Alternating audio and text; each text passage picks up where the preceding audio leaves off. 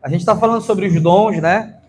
Falamos domingo passado sobre a lista de Romanos 12. E o nosso objetivo com essas listas é entender como é que funcionava na época, para aquilo que a gente tem provas como é que funcionava. Não é entrar no grande debate ainda, a gente vai entrar nas séries futuras. É para hoje, não é? Como é que ficou? O nosso objetivo é mais bíblico, entender como é que funcionava, o que era, tá? Para tirar algumas coisas, alguns entendimentos errados. Então já falamos sobre 7 dons. Hoje nós vamos falar sobre 2. Nessa lista de 1 Coríntios 12 eu vou ter bastante atenção, que a treta está toda aqui. Então a gente vai focar com calma aqui, tá?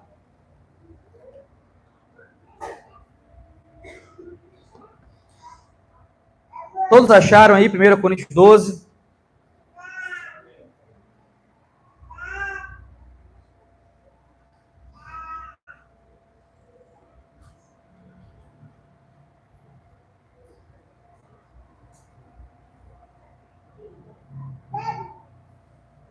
Benjamin tá querendo pregar hoje. Vamos ler desde do versículo 1, mas hoje a gente vai analisar especialmente o versículo 8, tá bom? Irmãos, quanto aos dons espirituais, não quero que vocês sejam ignorantes. Então, se ele não quer, eu também não quero, né? Amém? Vocês sabem que, quando eram pagãos, de uma forma ou de outra, eram fortemente atraídos e levados para ídolos mudos. Por isso eu afirmo que ninguém que fala pelo Espírito de Deus diz, Jesus seja amaldiçoado. E ninguém pode dizer, Jesus é o Senhor, Jesus é Senhor a não ser pelo Espírito Santo. Se vocês lembrarem, no primeiro culto sobre dons, nós falamos um pouco sobre esse texto, sobre essa palavra ali, a diversidade, né? Que eram palavras usadas ali para dom, uma introdução. No 4 diz assim, há diferentes tipos de dons, mas o Espírito é o mesmo. Há diferentes tipos de ministérios, mas o Senhor é o mesmo. Há diferentes formas de atuação, mas é o mesmo Deus que efetua tudo em todos. A cada um, porém, é dada a manifestação do Espírito, visando ao bem comum. E aqui é muito importante, para que a gente comece a analisar esse início do versículo 7. A cada um, porém, é dada a manifestação do Espírito, visando o bem comum, tá? Visando o bem comum. É muito importante vocês grifarem essa parte. Nós falamos um pouco sobre isso na primeira pregação sobre dons. Eu falei sobre 5 palavras que geralmente estavam atreladas a dons, né? Falamos sobre a questão de ser um presente soberano de Deus, não é porque você é bonito, não é porque você orou muito, não é porque você jejuou muito que Deus te entregou o teu dom. Na regeneração, na conversão, você já recebe uma capacidade para trabalhar no reino. Falamos também que todo dom é um dom espiritual, vem do Espírito, porque a gente tem na nossa cultura paraense a ideia de que alguns dons são espirituais e outros não são espirituais. Se eu tiver aquele dom, eu sou mais aleluiado que os outros. E Paulo é muito enfático mostrando que todo dom provém do Espírito. Nós também mostramos para vocês que todo dom tem que ser visível. Não existe meu dom e fica para mim, todo dom é para benefício da comunidade cristã. E ele precisa ser visto, amém? E eu disse para vocês que ele precisa ser visto porque quando ele é visto, ele incentiva outras pessoas a ajudar ao próximo. Quando ele é visto, ele ajuda outras pessoas a descobrirem porque de fato estão em uma igreja local. Paulo também mostra que o dom ele é um presente, ele é um serviço, né? Quem não gosta de servir vai ter sérias complicações. Quem não gosta de se doar para o próximo, quem não gosta de ajudar ao próximo. Então, para Paulo, o dom é uma diaconia, é um serviço, é um bem que você faz ao próximo. Paulo também enfatiza em suas cartas que o dom, ele é um presente. Toda vez que Deus separa alguém para algum ofício, Na igreja primitiva, um apóstolo, um presbítero, um evangelista. Toda vez que ele separa alguém, ele está presenteando a igreja. Então, de uma certa forma, o dom é um presente para a igreja local. Então, nós podemos dizer que quando um irmão está usando o seu dom, ele está sendo um presente para a sua igreja local. Aí, a partir disso, nós falamos sobre 7 tipos de dons diferentes na lista de Romanos 12. E hoje nós vamos falar sobre 2 específicos: palavras de conhecimento e palavra de sabedoria. Por que eu quis falar de forma isolada? Porque aqui nós temos algumas divergências a respeito desses dons, amém? Eu já passei por todas elas e até pratiquei, então eu tenho propriedade. Vocês vão escutar umas histórias boas aqui hoje também, junto com a aplicação bíblica, que eu já passei por várias linhas que acreditam nesse dom, eu usei todas, amém? Então, provavelmente alguém também já deve ter feito, a gente vai conversar sobre isso, tá? No versículo 8, diz assim: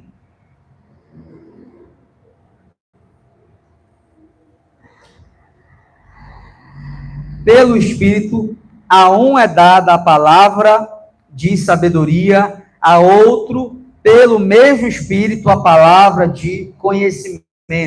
Vamos falar sobre essas 2 palavras. Alguém aqui hoje já conhecia esses 2 dons e já praticou segundo a sua ótica? Levante a mão. Levante, fica com vergonha não. Quem aqui já usou palavra de conhecimento, palavra de sabedoria, segundo aquilo que entende até então? Levanta a mão. 1, 2, 3. Cadê? Eu quero ver vocês.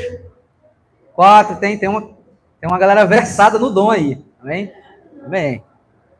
Serei julgado hoje. Mas vamos lá. É bom saber que vocês já escutaram, já tentaram, já tiveram alguma experiência com isso. Todos estão atentos aí, amém? A primeira análise que nós vamos fazer é sobre a palavra de sabedoria. Para que a gente possa primeiro entender, a gente tem que saber o que significa essa palavra, né? Eu estou aqui com 2 escritores, tá?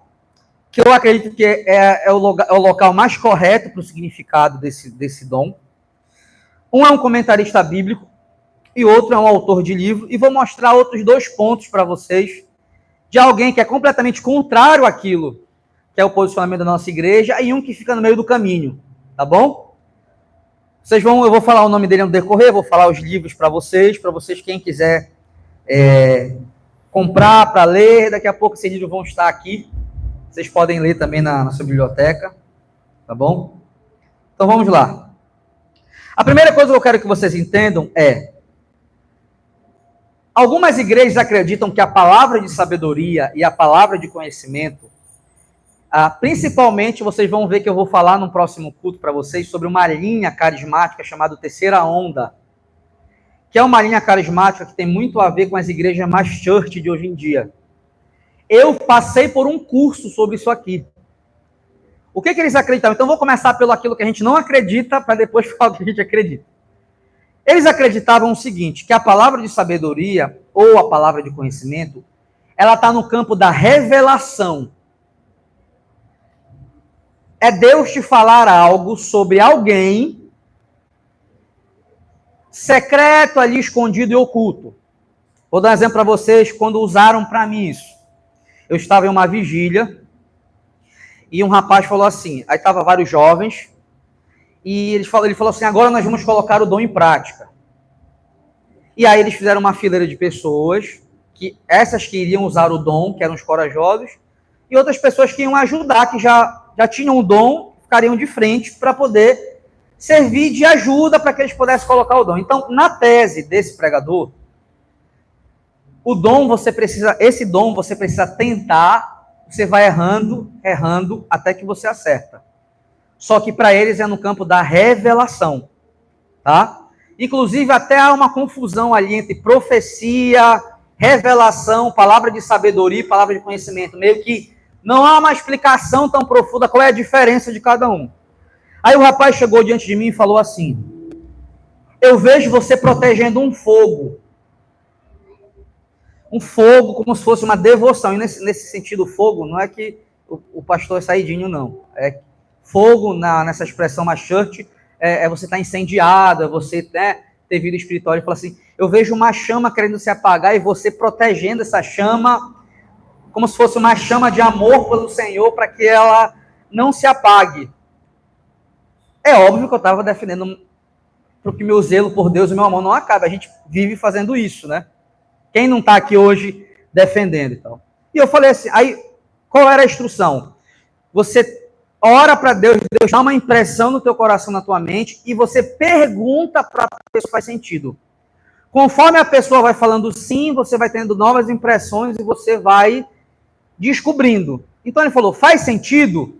Óbvio que eu não ia estragar o momento, né? Era até um amigo meu que estava de frente para mim, eu falei, faz sentido. E ele ia me perguntando, algo voltado para crise espiritual, e eu falava, faz sentido, faz sentido, faz sentido. Até que ele chegava, amém, conseguiu, aí dá o testemunho, a gente falava, conseguiu, aí todo mundo aplaudia, era uma coisa bem bonita. Eu passei por isso numa igreja específica, numa vigília, e eu fui para um evento em São Paulo, com 5.000 jovens do Brasil inteiro, aonde os principais pregadores dos Estados Unidos, que eram especialistas no ramo, iriam ensinar a liderança brasileira a fazer isso, e era 2018, tá? Então eu participei de tudo isso. Então lá as pessoas exerciam o dom na prática, elas iam para a praça pública e faziam isso na prática para pessoas desconhecidas. Então a gente ia para uma praça, fazia um culto, depois que acabasse o culto, a gente agora é hora de usar os dons. Saía todo mundo pela praça e usava a palavra de conhecimento e sabedoria. Orava por uma pessoa e tinha uma impressão. Então primeiro a gente fazia assim, ó, não sei se alguém participou disso, mas a gente orava, Deus dava um nome, e se não desse um nome, ele dava a cor de uma roupa. Blusa azul. Então, tu olhava, você procurava alguém com a blusa azul, você ia até a pessoa de blusa azul, ou você perguntava, Senhor, me dá um nome, com quem o Senhor quer falar? Ele te dava um nome, e você saía pela praça perguntando qual era o nome da pessoa. Certa vez, veio no meu coração um nome chamado João. Rapaz, o cara que eu escolhi, o nome dele era João. Você acredita nisso? Eu cheguei e falei, João, oi, sou João. Aí eu acreditei mais ainda. Então, realmente, eu praticava muito essas coisas, tá? Só para vocês terem entendido. Porque eu tô da onde eu tô falando, tá bom? Então, era assim que funcionava. Alguém passou por essa experiência com a galera mais nova, church? Alguém chegou a participar de alguma conferência igual? Levanta a mão. Nós temos algumas pessoas que já participaram, então vocês sabem que é assim que funcionava. E aí, aquele momento era emocionante, era um momento até bonito ali, porque o jovem que conseguia fazer isso ali na época, eu não sei para os mais velhos, mas eu estava num contexto mais jovem, adolescente, era muito importante para a gente aquilo, porque a gente se sentia muito próximo de Deus e usando os dons. Então, é interessante que eles saíam para usar o dom para pessoas desconhecidas na praça, e esses dons, eles eram um meio de pregar o evangelho. Você usava o dom para que você pudesse pregar o evangelho. Aqui nós temos alguns encaixes um pouco complicados, porque quando a gente olha para a igreja primitiva, o dom é usado em benefício da igreja local e não fora da igreja local. Quando a gente fala, não, eu não estou dizendo os apóstolos, mas eu estou dizendo membros de uma igreja, né? Dificilmente você vê membros saindo, a gente não tem nenhum relato que algum membro sai para usar fora, a não ser os apóstolos quando pregavam o evangelho. Mas a gente usava dessa forma. Então eu já participei dessa forma. Também já fui de igrejas de linhas mais pentecostais clássicas, aonde a palavra de conhecimento e sabedoria não se usa esse nome, não se ensina isso, se ensina a palavra revelação. Então, o foco já é revelação ou profecia. E uma coisa que é interessante é que nas igrejas de mais church não usa a palavra revelação ou profecia. Eles gostam da palavra conhecimento e sabedoria, é mais moderna. Mas na pentecostal mais clássica, não se usa a palavra de conhecimento e sabedoria, se usa revelação, profecia. Quem já foi mais clássico aqui sabe o que eu estou falando, amém? Geralmente a ênfase... Não estou dizendo que não existe um pregador que nunca ensinou, mas culturalmente, de forma mais popular, é assim que funciona. Então, a primeira vertente é palavra de conhecimento e palavra de sabedoria estão na linha de revelação. É algo relacionado com algo revelacional. Deus te dá algo. Por exemplo, se você pegar um livro mais conhecido, que é um livro do Sam Storms, né, que é uma introdução aos dons de uma linha mais pentecostal. No capítulo que ele vai falar sobre palavra de conhecimento e sabedoria, ele começa a defender uma tese onde ele diz o seguinte, não se pode dizer como era o dom de palavra de conhecimento e de palavra de sabedoria, porque não existe um texto bíblico que mostre esse dom sendo usado, aonde alguém usou e falou, isso era a palavra de sabedoria, isso era a palavra de conhecimento. Essa é a primeira tese dele. Ele é alguém mais carismático, pentecostal. Então ele diz, não tem como, tudo indica que seja algo mais relacionado à Bíblia e ao ensino. Porém, eu vou contar algumas histórias para vocês. E aí ele começa no livro contar várias histórias que não estão na Bíblia. Ele começa a contar a história de Spurgeon. Ele começa a contar algumas histórias, segundo ele, uma história de Spurgeon, que Charles Spurgeon está pregando. Ele olha para o menino sentado na frente, um rapaz, e falou assim, essa luva que você está usando não é sua, você roubou do teu patrão. E aí, quando acabou o culto, ele chegou com Charles Spurgeon e falou assim, não deixa isso público para ninguém, porque minha mãe vai ficar triste, é verdade, eu roubei. Só que não tem fonte nenhuma de onde ele tirou isso. Eu procurei lá embaixo alguma relação, não tem de onde ele tirou, de que pregação ele tirou, de que escrita ele tirou. Eu procurei também, não encontrei nenhuma citação que mostrasse que realmente isso aconteceu. Então ficou vago ali. Aí ele começa a contar histórias de membros da igreja dele que tiveram algo revelacional de doenças, câncer, falando assim, olha, uma conversa falando assim, Deus está tirando um câncer agora de você, você está passando... A pessoa começava a falar como se fosse revelacional, adivinhações, e realmente aquilo batia com a pessoa. Então eles definiram que isso era, ou é, palavra de conhecimento e palavra de sabedoria. Biblicamente, não tem como dizer que é isso. Porque nós não temos nenhuma atuação desse dom. Por mais que quando você está lendo o livro, da onde nós viemos, é muito emocionante ler histórias. Quando você começa a ler as histórias, é muitos milagres, é muita coisa acontecendo, e a gente quer dar poder para Deus, né? A gente quer que Deus seja sempre poderoso, que Deus esteja fazendo coisas impossíveis. É óbvio que a gente quer isso, né? Só que são histórias. Então, eu não tenho como provar que essas histórias são verdadeiras e nem dizer que essas histórias que aconteceram eram esse dom. Porque a única vez que aparece esse dom na Bíblia é nesse texto. E só está dizendo assim, palavra de conhecimento e palavra de sabedoria. O que eu tenho aqui? Eu tenho o significado da palavra. E eu tenho o contexto de Coríntios. É o que eu tenho para conseguir chegar numa conclusão desse dom de forma específica. Então, lendo o livro dele, por exemplo, você começa, ele usa vários textos bíblicos, ele começa a mostrar comparativos aonde situações do próprio Cristo aparentemente parece que é palavra de conhecimento e sabedoria, segundo eles acreditam, quando Jesus olha para os escribas e para os fariseus e fala diretamente para eles algo que está acontecendo. Ele quer dizer que isso é palavra de conhecimento e sabedoria. Só que a gente não tem dizendo é isso ou não é isso, simplesmente Paulo coloca aqui. Então a gente começa a tentar buscar algumas... olhar a Bíblia, olhar o contexto, olhar tudo. Então, tem essa primeira linha, tá? Que é do Sam Storms, um livro muito conhecido, um amarelozinho. Eu tinha ele já até em digital, eu ganhei do Richard de presente, um dele me deu, né, físico e tal. Então, nesse livro, ele fala sobre isso. Então, ele começa a falar, olha, realmente tudo indica que isso está voltado mais para o ensino, porém, eu não posso negar a parte sobrenatural disso, então, aí ele dá a posição dele. Baseado no que eu vivi na minha igreja, no que eu vi algumas histórias, eu acredito que esse dom é isso. Quem mais tem esse posicionamento? Um teólogo muito conhecido nos dias de hoje é, se você assistir pregação, por exemplo, Os Dons, do Luciano Subirá. O Luciano Subirá, que é o principal incentivador das igrejas mais church, ele é o cara que vai ensinar a usar a palavra de conhecimento e sabedoria. E no curso dele, que é uma espécie de uma mentoria, que ele faz um curso que ele começou a rodar nas igrejas, ele ensina como botar na prática esses dons. Eu era fã de carteirinha dele. Nas pregações dele, inclusive, ele fala que para você descobrir o seu dom, você sente em alguns lugares do seu corpo. Por exemplo, se você tiver um dom tal, você sente aqui na barriga uma certa dor, você sente no braço. Então eu escutava áudio no tempo do orvalho.com, não sei se alguém escutava aqui, mas ele tinha orvalho.com, antes de bombar assim, vídeo na internet, era áudios que a gente escutava e lia materiais em blogs e tal. Então era orvalho.com, eu ia para o trabalho escutando, voltava escutando, lia todos os artigos, e realmente eu praticava essa vertente que eu estou falando para vocês agora, amém? Eu praticava isso diariamente. O que eu acreditava? Eu acreditava que eu fazia isso na prática quando eu estava pregando. Eu subia para pregar, eu começava a pregar, daqui a pouco eu começava a orar, porque eu chamava todo mundo para a frente, começava a tocar aquela canção, eu começava a orar pelas pessoas e pedir mais de Deus. E aí, em certo momento, eu olhava para alguém e falava uma palavra de conhecimento ou de sabedoria.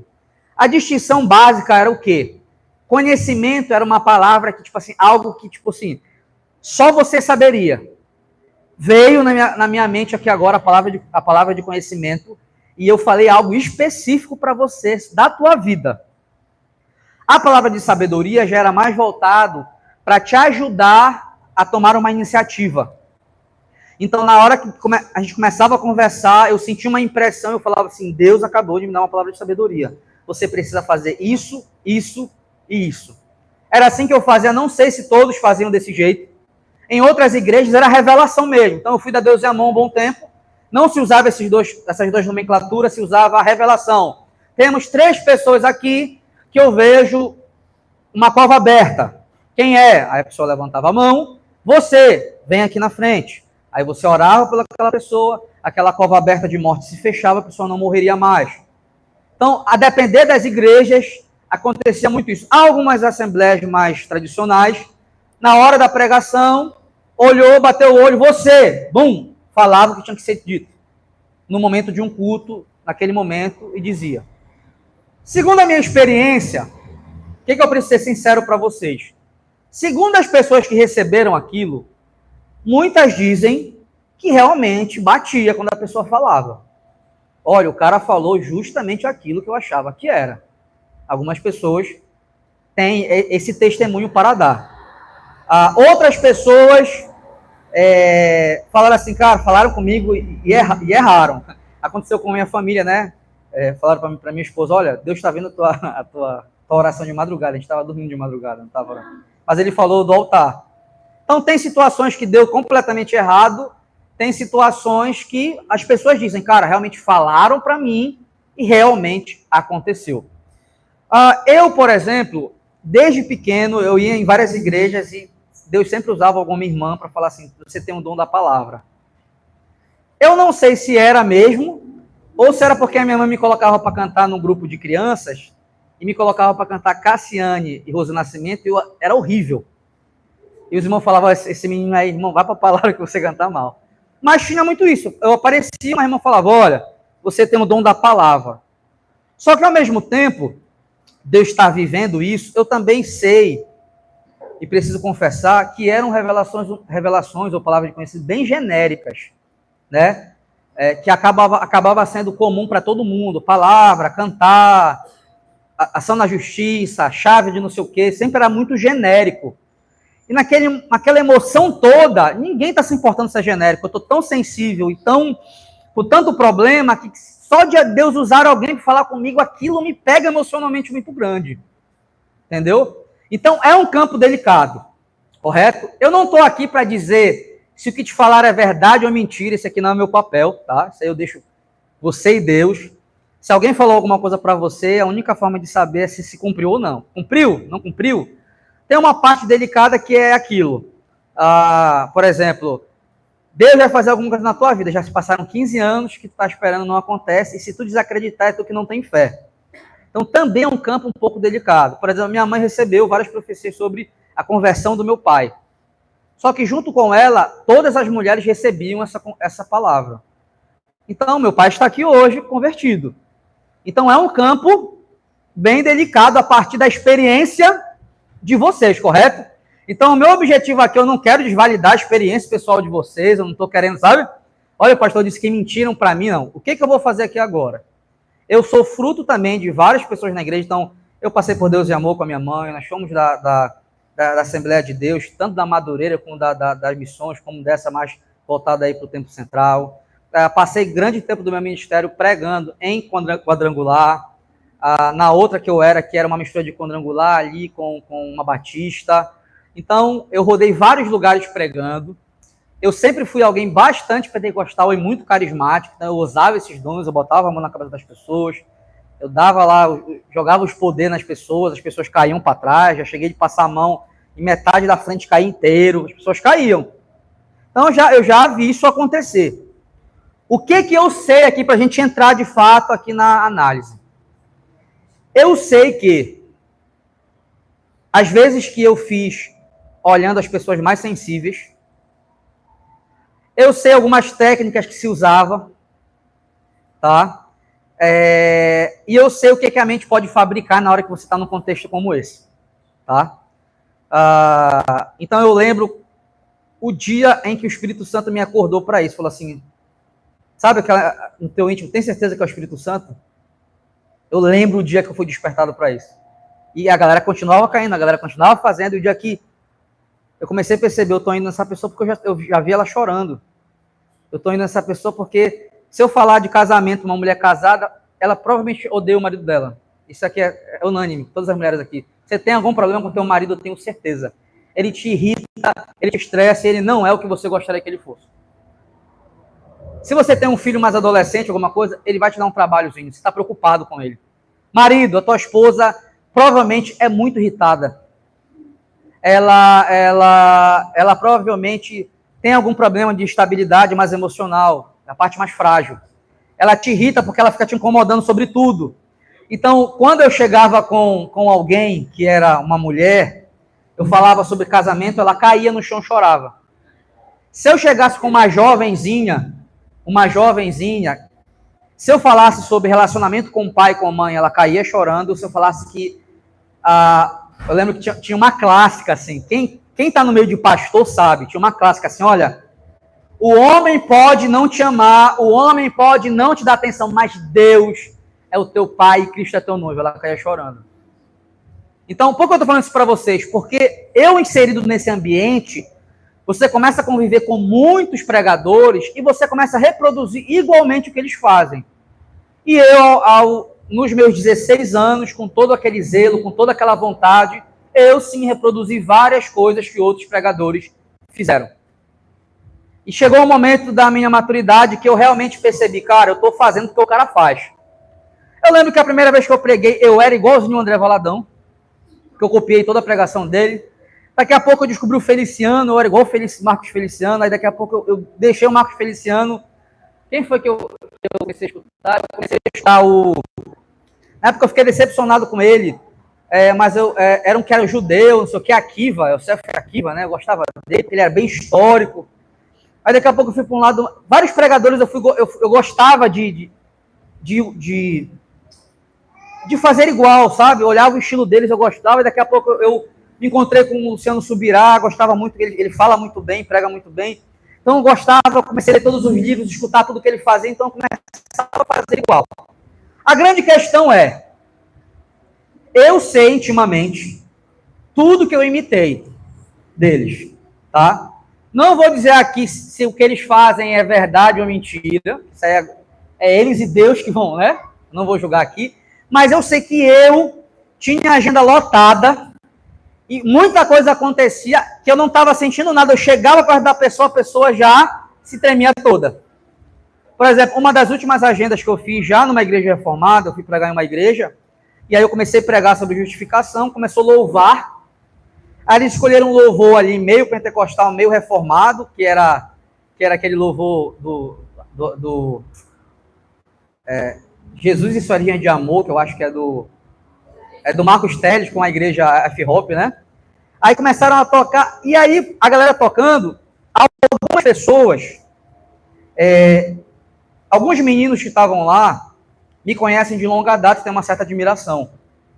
Então, para eles estarem tocando comigo no mesmo lugar, essa igreja até tocava algumas canções autorais minhas e tal, era muito importante estar comigo ali no mesmo lugar. Quando eu chegava perto deles, eles choravam e caíam no chão. Quando eu afastava, parava. Quando eu chegava, depois falava, a presença de Deus é muito forte na tua vida, só que eu não estava sentindo nada. Eu não estava assistindo nada, eu estava extremamente normal, pregando com aquela alegria de pregar. Mas eles estavam sentindo a ponto de cair no chão, largar o instrumento e ficar jogado no chão. Então eles falaram, cara, Deus me embebedou do Espírito Santo quando você chegou perto de mim. Beleza, ele disse aquilo, mas eu não estava assistindo sair de mim nenhuma virtude. Por isso que eu estou falando para vocês. Isso é um campo bem complicado. Nós temos 3 áreas ali, basicamente. Tem a área da galera que tem uma igreja local, que se dedica à igreja local, que tenta pregar a palavra, que tenta ter uma igreja organizada, e tem a galera que avacalha. Tem aqueles, né, que realmente aí é o que viraliza os memes aí, né, que não tem como passar pano para aquilo, é um negócio horrível. Mas tem uma galera ali que eu não posso definir nada para eles têm a fé deles, eles creem. Mas quando eu olho para a palavra de sabedoria e conhecimento, definitivamente não tem como aceitar essa visão mais carismática e de terceira onda aqui nessas 2 palavras em particular. Não tem. Quando a gente vai estudar o livro de Corinto, não tem como dizer que palavra de conhecimento e palavra de sabedoria está relacionado a algo revelacional e espontâneo como uma profecia e revelação. Seria melhor eles chamarem de profecia ou revelação. Porque aí tudo bem. O que é revelação? Revelação é realmente algo que a gente vai estudar um pouco mais para frente. Profecia. Então deveria estar no campo da revelação e da profecia. Mas o que então significa, dado toda essa introdução, o que significa essa palavra? Estudando aqui, eu quero mostrar algumas considerações para vocês, tá? O primeiro ponto é, esse livro, essa epístola, na verdade, ela está resolvendo um problema. Primeiro probleminha, Paulo não é famoso para essa igreja. Essa igreja não vai muito com a cara de Paulo. Essa igreja tem pregadores favoritos que não é Paulo. Por isso ele começa já no primeiros capítulos falando assim, você diz que é de Apolo, outro diz que é de Pedro, outro diz... Já tem um debate ali, por quê? Porque Paulo vai dizer o seguinte, eu até li num culto passado para vocês, quando eu estava falando sobre apóstolos, que Paulo falou o seguinte, que vocês ficam dizendo que a minha presença é fraca. Então Paulo não era um cara muito como a gente vê hoje para essa igreja aqui. Tá? O que essa igreja tem? Além de ter um problema sério com os dons sendo usados de forma errada, essa igreja também beira o gnosticismo. O que é esse gnosticismo dessa época? Apesar de ser complicado, eu vou dar um resumão.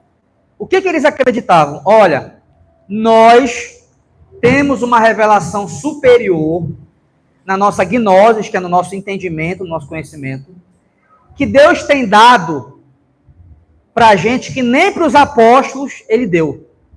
Tá? É muito comum, nesse tempo, eles usarem uma nomenclatura chamada demiurgo. Tá? Alguns, quem gosta de filmes assim mais meio Harry Potter, sabe, já conhece essa palavra.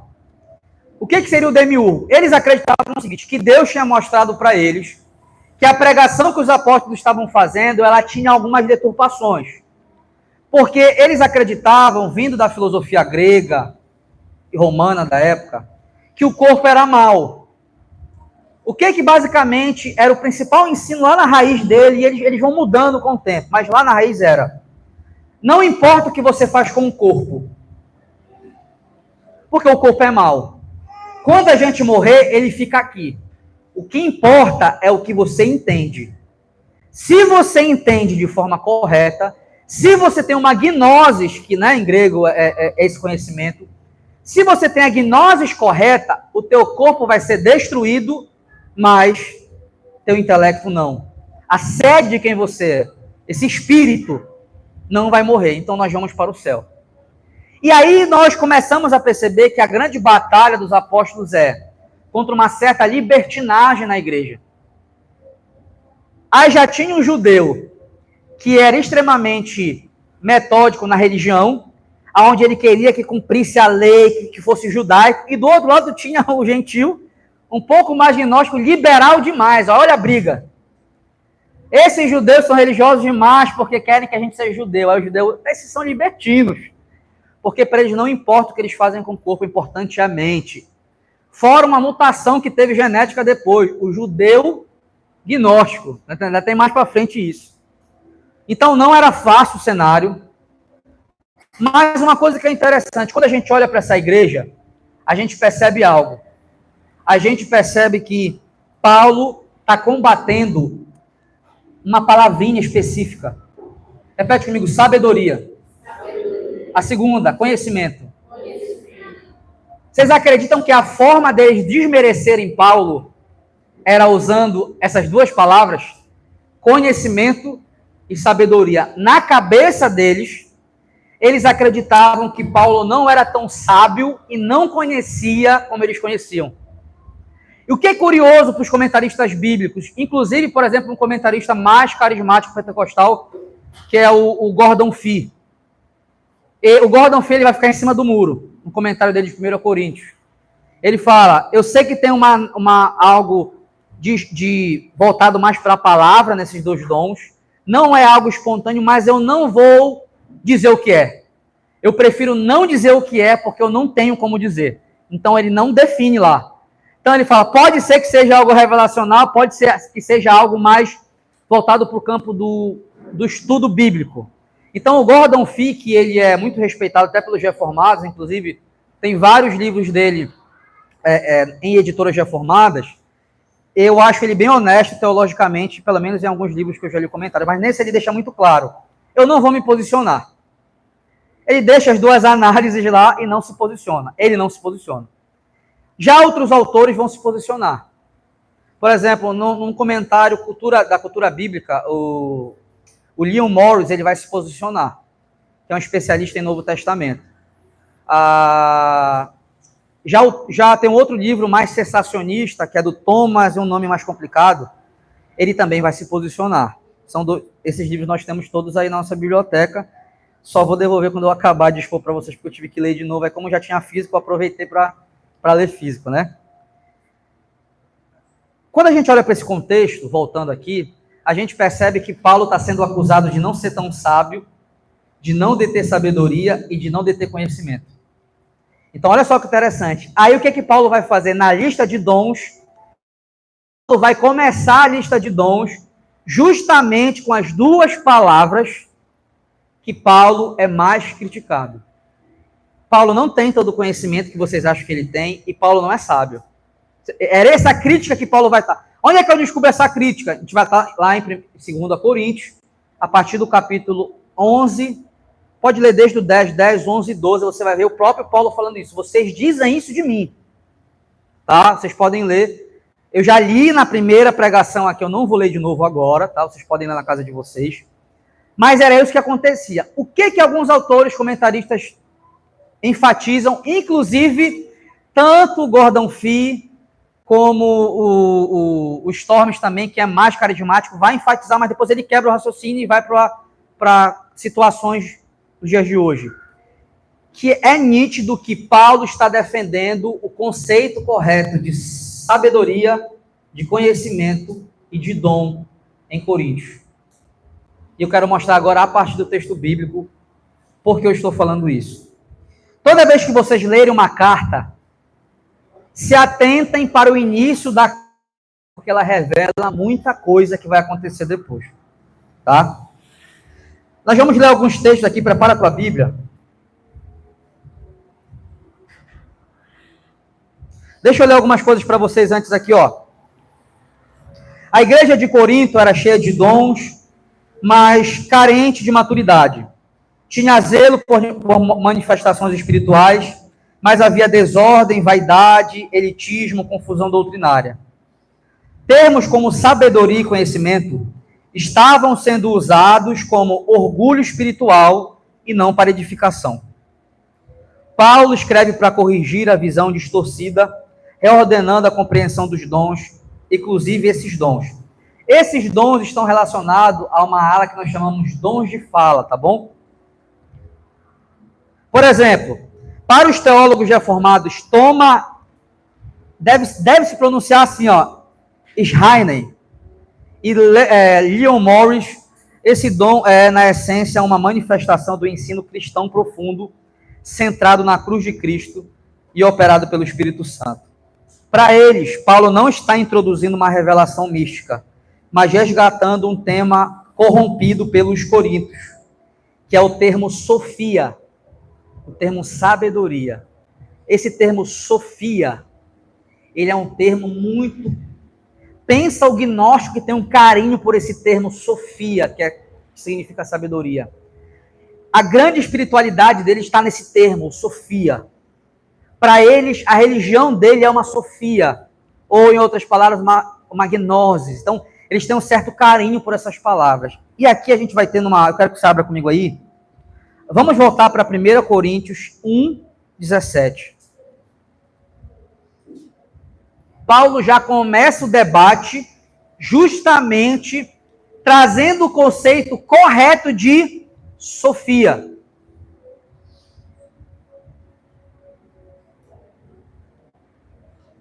Primeira Coríntios 1, 17.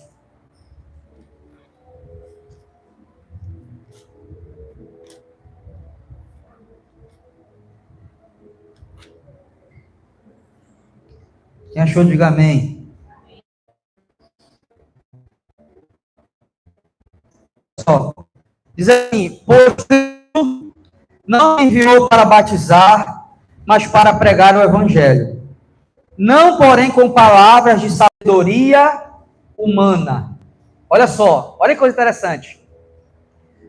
Paulo tem dois sentidos de sabedoria. Para Paulo, sabedoria tem um sentido negativo e o sentido positivo. Para ele, a sabedoria humana, ela é ruim, ela é carnal. Mas por que ele fala sabedoria humana? Porque os opositores dele, eles eram exímios oradores. Eles falavam bem, eles eram inteligentes. Inclusive, muito mais inteligentes que o próprio Paulo na hora de falar. Olha o que Paulo está enfrentando. Os superapóstolos, nesse contexto, que a gente vai descobrir lá em 2 Coríntios 11, que são apóstolos que falavam o seguinte: nós temos uma revelação diferente e superior, e por isso nós temos uma sofia, uma sabedoria que vocês não têm. O que Deus não revelou para vocês, está revelando para a gente agora. E a partir disso, Paulo começou a perceber que a sabedoria que eles tinham não era uma sabedoria que vinha do alto. Era uma sabedoria apenas humana que o próprio grego usava na época. Olha como ele vai definir sabedoria. Um dos principais indícios de alguém ter a sabedoria que vem do alto é quando Cristo está no centro. Aí você pode me perguntar: mas pastor, esses superapóstolos não colocavam Cristo no centro? Não. Porque para eles, Cristo era um demiurgo. O que é um demiurgo? Um Deus menor. Porque eles pensavam assim: se a matéria é mal, o corpo é mal, como é que um Deus totalmente supremo habitaria em um corpo corruptível? Olha só. Então, esse Jesus Cristo, que é o Filho de Deus, os apóstolos entendem errado. Ele é menor, porque ele é filho e ele habitou num corpo. Então, na cabeça deles, é o seguinte: Jesus é importante? É. Mas Deus é superior. Vocês estão entendendo? A raiz do gnosticismo, ela começa a surgir a partir desse conhecimento. Se você ler 1 Coríntios todo e 2 Coríntios, você vai ver claramente Paulo defendendo: a sabedoria correta é Cristo crucificado. Cristo é a sabedoria de Deus. E isso para um gnóstico é uma afronta. Porque Deus é supremo, não poderia habitar num corpo, e Cristo é um demiurgo. Tem poder, é importante, mas é menor. Vocês estão entendendo o que está por trás? Não é uma briga de dons apenas. Não acho que é só uma briga de dons. Tem uma base bíblica sendo discutida. Vocês estão entendendo? Seríssima por trás disso. Olha como Paulo começa a defender em 1 Coríntios. Vamos voltar aqui. Pois Cristo me enviou não para batizar, como 17, mas para pregar o evangelho, não, porém, com palavras de sabedoria humana. Aí, quando o cara lê isso no paraense, tá aqui, ó, não precisa estudar. Nós não podemos pregar com sabedoria de homem. Não é isso que tu tá achando, cara. É do gnóstico. E ele é muito filosófico e inteligente. Vocês estão entendendo? Muito. Então, essa sabedoria humana aqui não é eu pegar, ler, orar e Deus me revelar do nada. Não é isso. Essa sabedoria humana são esses gnósticos. Vamos continuar. para que a cruz não seja esvaziada. Olha qual é o problema. Estão querendo esvaziar a cruz. Por que estão querendo esvaziar a cruz? Porque Cristo é o quê? É um demiurgo. Ele é um deusinho menor. Ele não é tão poderoso como Deus de fato é. E aí agora vocês imaginam, mas não é lógico isso, se você for parar para pensar. Imagina naquele tempo, início da igreja, os caras falando, vocês já pararam para pensar que o corpo é pecaminoso? Como é que Deus santo ia habitar no corpo pecaminoso? Então, Jesus não é Deus. Ele é quem? Ele é um Deus menor, ele é um Hércules. É um semideus. Então, é isso que eles não entenderam. Nós temos uma gnose superior. Então, para eles, o desenvolvimento disso é essa pregação. E Paulo vai falar o seguinte: a sabedoria humana esvazia a cruz de Cristo. Aí vai ficar mais claro ainda os próximos agora. Versículo 18. Pois a mensagem da cruz é loucura para os que estão perecendo. Por que é loucura para os que estão perecendo?